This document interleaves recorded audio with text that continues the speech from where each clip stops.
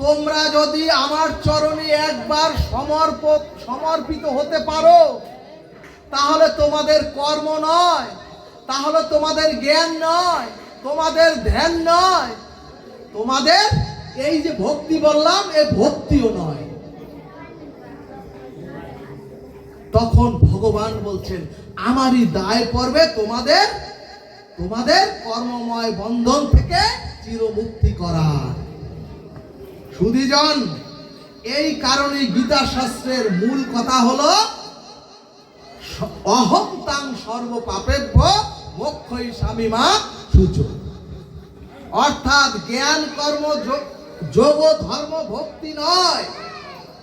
ওগো তোমরা শোনো, সমস্ত পথের থেকে সার পথ হলো ভাগবত পরম ধর্মে, অর্থাৎ আমার চরণে তোমরা আত্মসমর্পণ করো।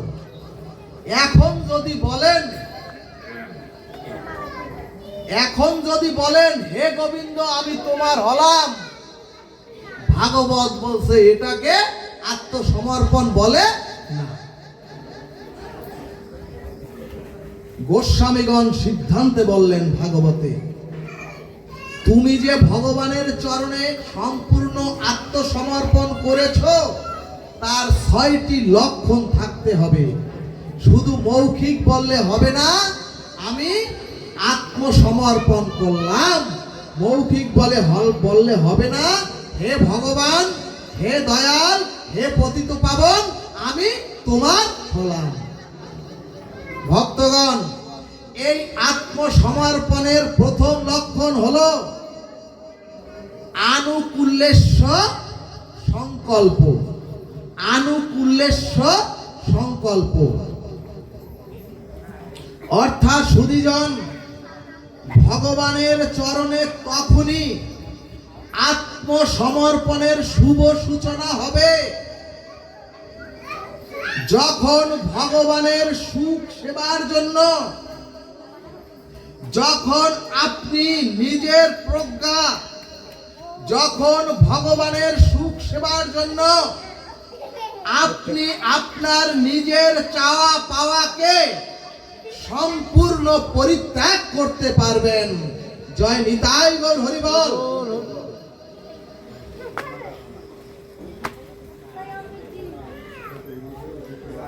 এরপরে চৈতন্য ভাগবত দৃষ্টান্তে বললেন, একজন ভূতত্ত্ববিদ গঙ্গার ম্যাপ নিজের হাতে অঙ্কন করে গঙ্গাকে পরিদর্শনের জন্য গেলেন। কিন্তু ওই ভূতত্ত্ববিদ গঙ্গার ম্যাপ অঙ্কন করে গঙ্গাকে দর্শনের জন্য গিয়ে দেখেন গঙ্গার গতিপথের সাথে তার অঙ্কিত ম্যাপের কোনো মিল নাই।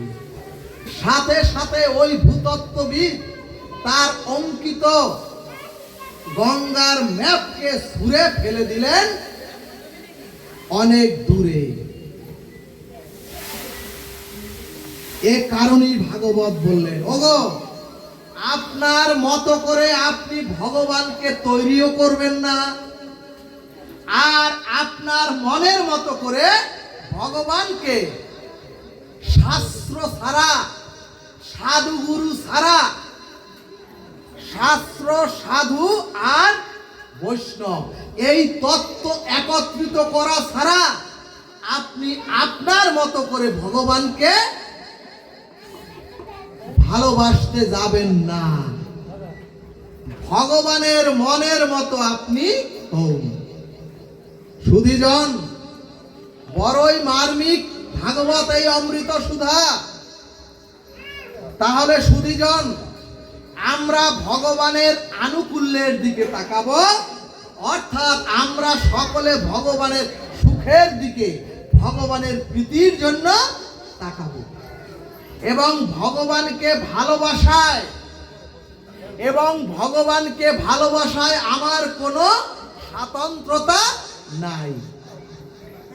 অর্থাৎ সুধীজন, আমাদের বিদ্যা, অর্থাৎ মাগো আমাদের বুদ্ধি, আমাদের জ্ঞান সবই ভগবানের ওই প্রীতির জন্য এবং ভগবানের সুখের জন্য।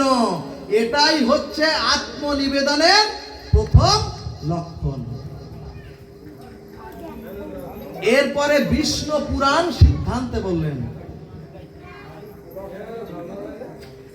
বানরীর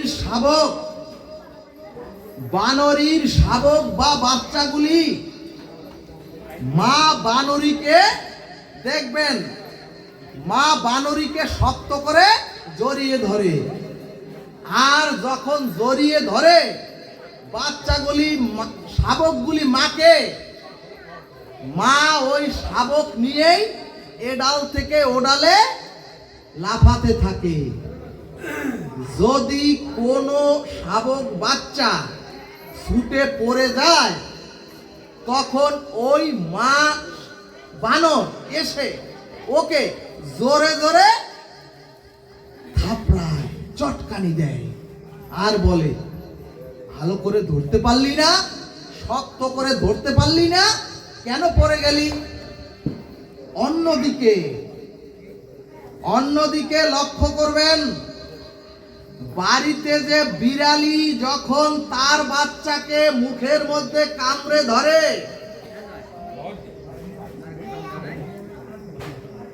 মা বিড়ালি যখন মুখে কামড়ে ধরে তখন কিন্তু বিড়ালির বাচ্চা পড়ে যায় না। সুধীজন মহাজনগণ বললেন, ঠিক তদ্রূপ। ও মাগো সুধীজন, তোমরাও ভগবানকে বলো, হে ভাগবত, তোমরাও ভগবানকে বলো, হে পতিত পাবন, আমরাও তো বহুবার তোমাকে আঁকড়ে ধরার চেষ্টা করেছি। ওগো ভগবান, হে রাধে, কিন্তু বারবার জন্মে জন্মে আমরা পতিত হয়ে পড়ে গিয়েছি। সুধীজন, আমরা ভগবানের সাথে একটি 5 তলা বাড়িতে ছিলাম, আমরাও ভগবানের অংশ, ভগবানের সাথে ছিলাম।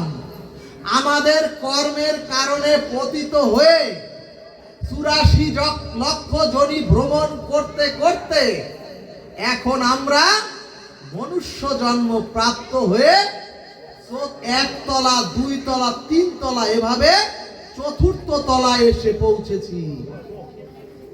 এখন আর একটু পথ, যদি এই মনুষ্য জন্মটা ভগবত ভজনের পথে থাকেন, ভগবানকে এই জীবনটাকে দিতে পারেন, তাহলে আর একটু পথ আমরা ওই ভগবানের কাছে, ভগবানের পাদপদ্মে পৌঁছাতে পারবো।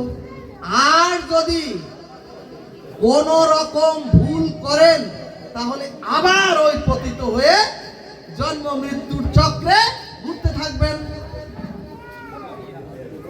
সুধীজন, আমাদের জানতে হবে, বুঝতে হবে, ওই যে ইট পাথরের মন্দির, ওই মন্দির কি বৃন্দাবনে যেতে পারবে? কখনো যেতে পারবে? অথচ ওই মন্দিরে গিয়ে ভাগবত অমৃত সুধা রেখেও আমরা এই অশাস্ত্রীয় কাজগুলি করছি।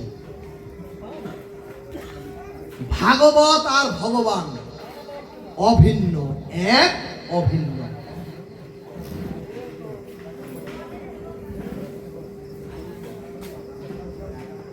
এই সব কি বলবো? 10টা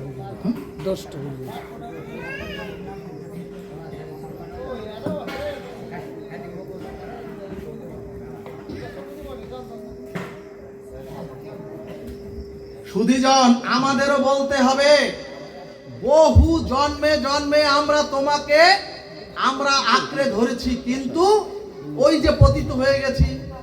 এবার প্রভু তুমি কৃপা করে আমায় ধরো।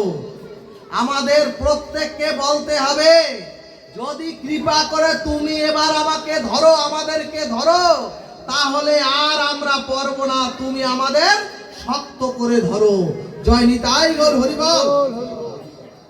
এরপরে ভক্তি রসামৃত সিন্ধু গ্রন্থ দৃষ্টান্তে বললেন, কোন মেলাতে পুত্র কন্যা যদি পিতামাতার হাত ধরে, পিতামাতার হাত ধরে সন্তান হাত ধরে থাকে, আর যদি ওই সন্তান মনোহারীর দোকানে খেলনা দেখে, তাহলে পিতার হাত ছেড়ে ওই সন্তান ওই খেলনার দোকানে চলে যায়।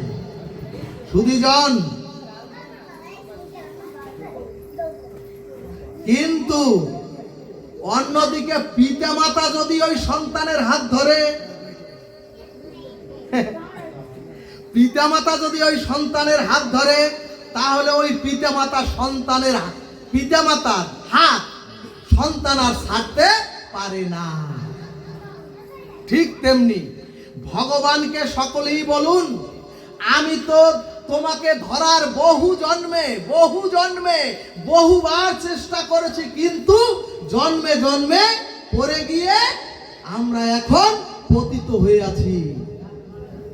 কাজী হে দয়াল, এবার কৃপা করে তুমি আমাকে ধরো। এবং সমর্পণের প্রথম লক্ষণই হলো আনুকূল্যেশ্ব সংকল্প। সুধীজন, আর ভগবানের চরণে সমর্পণের দ্বিতীয় লক্ষণ হলো প্রতিকূল্যেশ্ব বিবর্জনম। অর্থাৎ ভক্তগণ সাধক পথে চলা ভাগবতের এটাই হচ্ছে দিগদর্শন। অর্থাৎ ভক্তি বিরোধী, অর্থাৎ শাস্ত্র বিরোধী অথবা ভগবানের প্রতিকূল আচরণ আমাদের জীবন থেকে চিরতরে বাদ দিতে হবে। কিন্তু সুধীজন, প্রথমটা যেমন ভগবানের অনুকূলময়ী অথবা ভগবানের সুখের জন্য সেবা করতে হবে, দ্বিতীয়টা লক্ষণ হলো ভক্তি বিরোধী, প্রেম বিরোধী।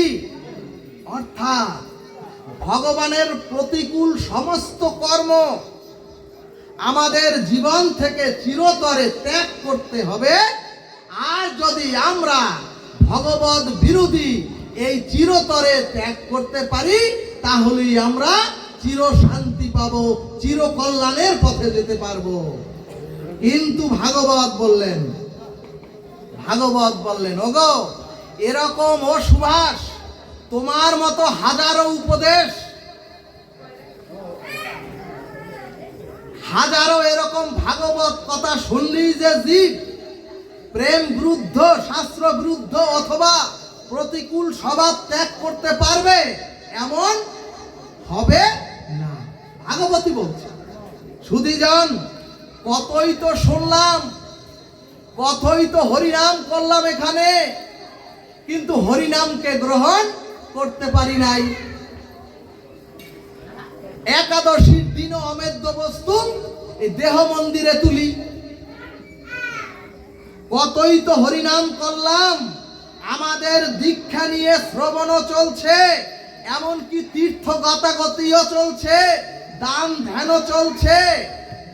কিন্তু সুধীজন, ভগবান বা ভক্তির প্রতিকূল স্বভাবগুলো জীবন থেকে আমরা তাড়াতে পারছি না।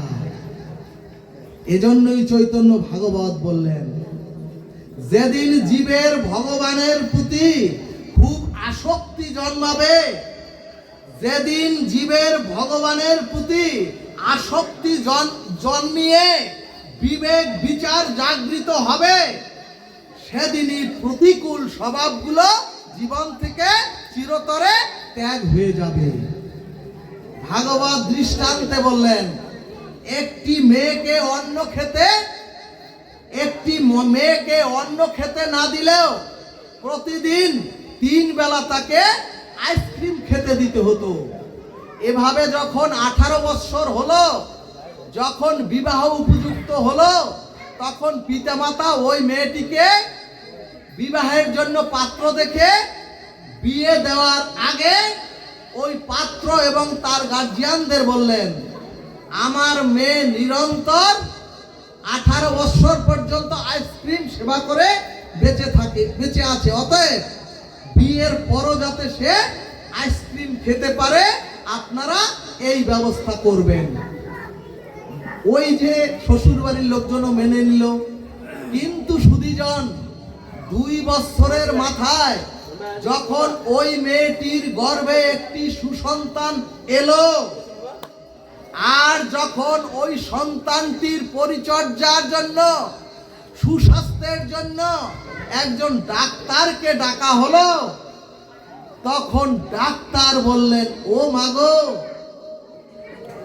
এখন ওই সন্তানের স্বার্থে, সন্তানকে সুস্থ রাখার স্বার্থে তোমাকে আইসক্রিম কমিয়ে দিতে হবে, নতুবা ওই সন্তান নিউমোনিয়া অথবা ঠান্ডাজনিত রোগে আক্রান্ত হবে।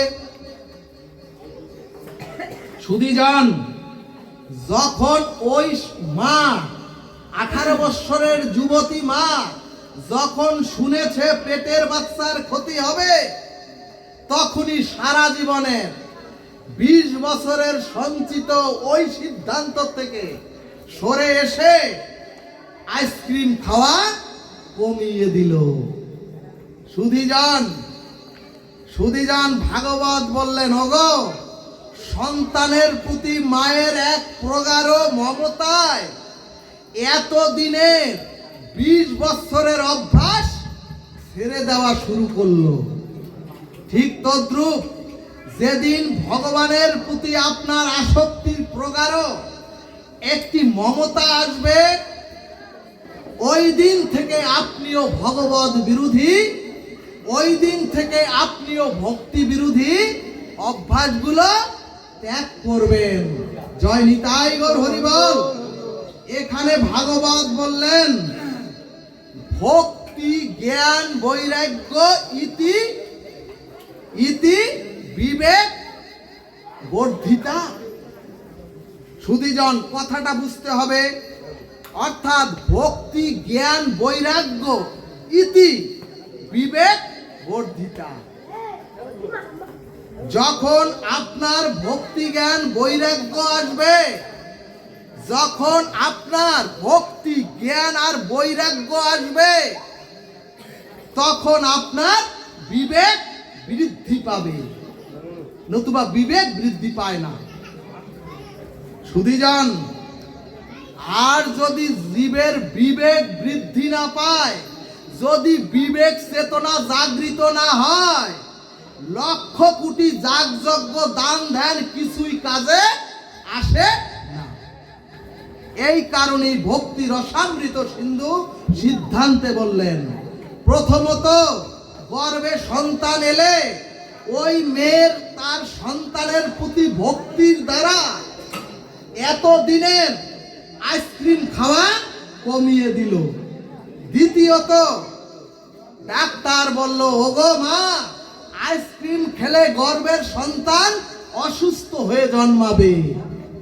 ও মাগো, এই প্র্যাকটিক্যাল জ্ঞান উৎপন্ন হওয়ায় এই যে বাচ্চাটা অসুস্থ হয়ে জন্মাবে, এই প্র্যাকটিক্যাল জ্ঞান ওই মায়ের মধ্যে যখনই উৎপন্ন হয়েছে, তখন সে দৃঢ় প্রতিজ্ঞ হয়েছে, চিন্তায় পড়ে গেছে। ওই 20 বছরের মা কি চিন্তায় পড়ে গেছে? যদি আমি এরপর নিরন্তর ওই আইসক্রিম খাই, তাহলে আমার সন্তানটা অসুস্থ হয়ে জন্মাবে। তাহলে সুধীজন, ভক্তি আর জ্ঞান এলো ওই মেয়েটির মধ্যে, তাহলে ত্যাগ বা বৈরাগ্য কিভাবে আসবে? ভাগবত সিদ্ধান্ত দিলেন, একদিন ওই মেয়েটি হাঁটতে হাঁটতে পাশের গ্রামে গিয়ে দেখেন আইসক্রিম ফ্যাক্টরির মধ্যে গিয়ে দেখেন নোংরা নর্দমার মধ্যে ওই আইসক্রিম তৈরি হচ্ছে। সুধীজন, যখন ওই মেয়েটি দেখলেন নর্দমার মধ্যে, দুর্গন্ধ পোকামাকড়ের মধ্যে আইসক্রিম তৈরি হচ্ছে, তখন মেয়েটি কঠিন সিদ্ধান্ত নিল, অর্থাৎ চিরকালের জন্য আমি আর আইসক্রিম গ্রহণ করব না। অর্থাৎ মেয়েটির মধ্যে ত্যাগ বৈরাগ্য চলে এলো। ভক্তগণ, আত্মসমর্পণের তৃতীয় লক্ষণ হলো রক্ষতি ইতি বিশ্বাস।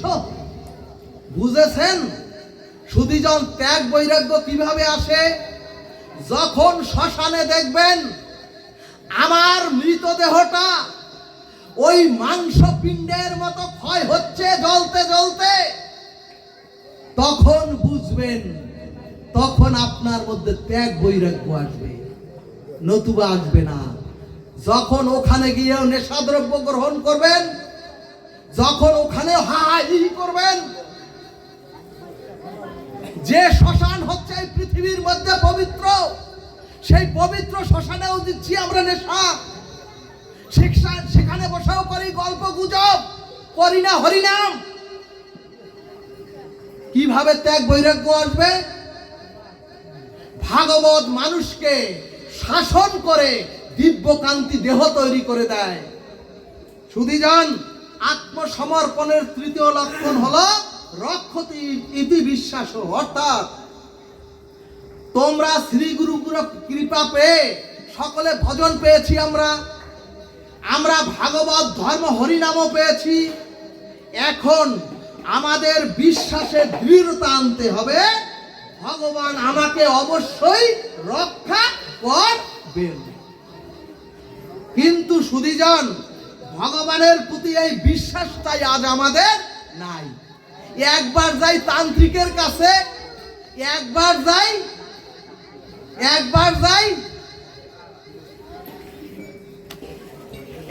যাই তন্ত্র গোসাইয়ের কাছে, আবার একবার যাই গোবিন্দর কাছে। ভাগবত বললেন এটাকে ভক্তি বলে না, যতক্ষণ অনন্য ভক্তিকে আপনি না আসতে পারবেন। সুধীজন, ভাগবত সিদ্ধান্ত দিলেন, একবার যিনি ভগবানের চরণে বিশ্বাস করে সমর্পিত হয়েছেন, সুধীজন, তার আর যিনি একবার বিশ্বাস করে দৃঢ় বিশ্বাস এনে হৃদয়ে যদি ভগবানের কাছে একবার সমর্পিত হতে পারেন, তার নিজের প্রতি আর কোনো দায়িত্ব থাকে না। সুধীজন, তার সমস্ত দায়িত্ব তখন ওই ভগবান গ্রহণ করেন। জয় নিতাই গৌর হরিবল। সুধীজন, এরপরে চৈতন্য ভাগবত দৃষ্টান্তে বললেন, ওগো বিক্রি করা গরু আপনি উপযুক্ত মূল্য পেয়ে যদি দড়ি খুঁটা সব দিয়ে বিক্রি করে দেন, পরের দিন ওই গরুটি কোথায় খাবে, কোন গোয়ালে থাকবে, এই চিন্তা কি আপনার আর আসবে? সুধীজন, আর আপনার ওই গরুর প্রতি আর কোনো দায়িত্ব আর থাকলো না। ঠিক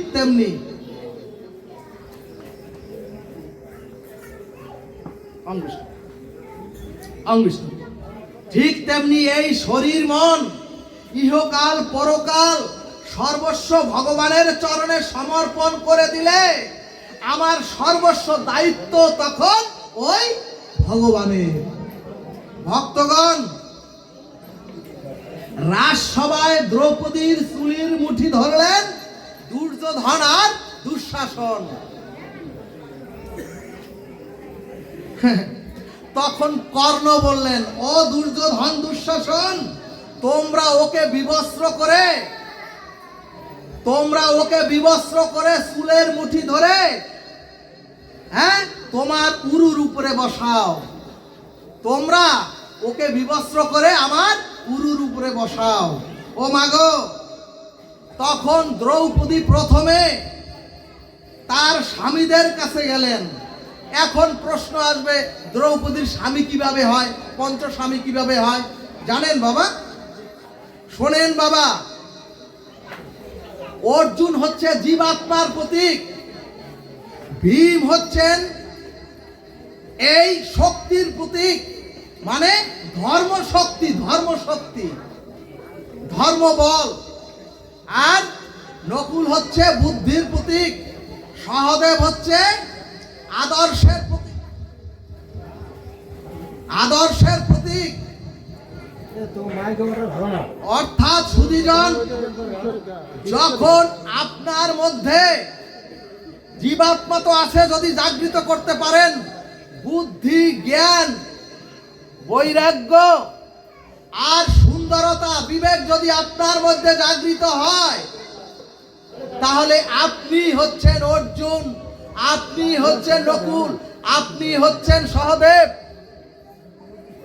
সুধীজন, ভাগবত বললেন, ওগো, আর যদি এই পঞ্চস্বামী, এই পঞ্চজনার সাথে যদি দয়ারূপ ওই দ্রৌপদী যুক্ত হয়, তখনই কুরুক্ষেত্রের যুদ্ধে জয়ী হয়। বুঝেছেন? ওই ব্যাখ্যায় গেলে অনেক সময় আমাকে সময় বেঁধে দিয়েছেন। সুধীজন, প্রথমে দ্রৌপদী তার স্বামীদের চরণ ধরলেন, স্বামীরা মাথা নিচু করে রইলেন। এরপরে বিশ্বজয়ী অর্জুনের কাছে গেলেন, ভীমের বাহুবল থাকতেও আসলেন না, যুধিষ্ঠিরের ন্যায় নীতিও কোনো কাজ করলো না, সকলেই মাথা নিচু করে রাখলেন। কারণ কি? ওই যুধিষ্ঠিরই তো দ্রৌপদীকে বন্ধক রেখে পাশা খেলেছিলেন। ভক্তগণ, তখন জগৎজীবকে দ্রৌপদী বললেন, ওগো, ওগো, তোমরাও আমাকে দেখে শিক্ষা নাও, উদ্ধারকারী ভগবান ছাড়া আর কেউ এই চরাচরে নাই।